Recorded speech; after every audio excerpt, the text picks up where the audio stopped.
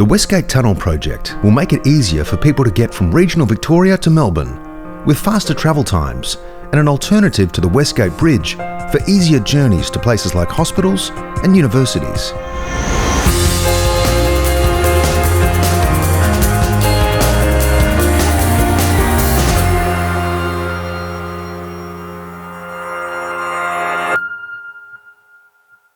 Right now, it can be hard getting into Melbourne from places like Geelong and Ballarat. If you're heading in via the Westgate Freeway, it's not unusual to experience bumper-to-bumper traffic or incidents that bring traffic to a standstill. An incident on the Westgate Bridge can triple travel times for motorists. Mike Lean, CEO of regional trucking company Wetnells, explains the current impact it has on the freight industry.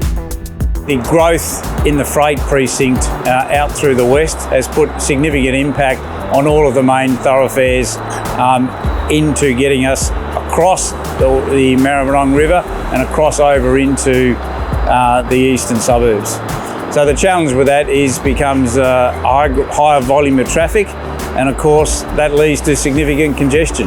The Westgate Tunnel Project will provide direct access to the port and a vital alternative to the Westgate Bridge for Victoria's freight industry.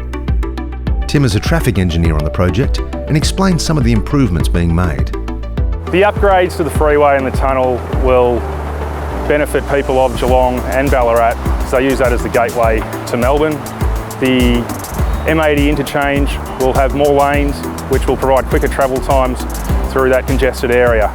There will also be 6 lanes provided in each direction, up from 4 at the moment. There will be express lanes from the M80 interchange to the Westgate Bridge, and there will be turning lanes to use arterial road turn-offs and also the Westgate Tunnel, which will take you over to the elevated freeway above Footscray Road and into the freeway from the north.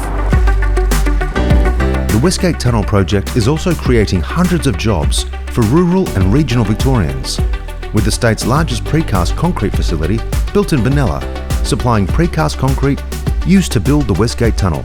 Ashley Day runs LS Precast and tells us more.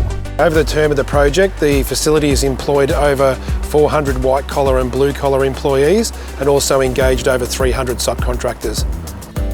Look, I think it's really important for regions like this to get major infrastructure projects and facilities like this in the area. It contributes to local businesses in the area. It contributes to employment for local people. So I think it's really beneficial.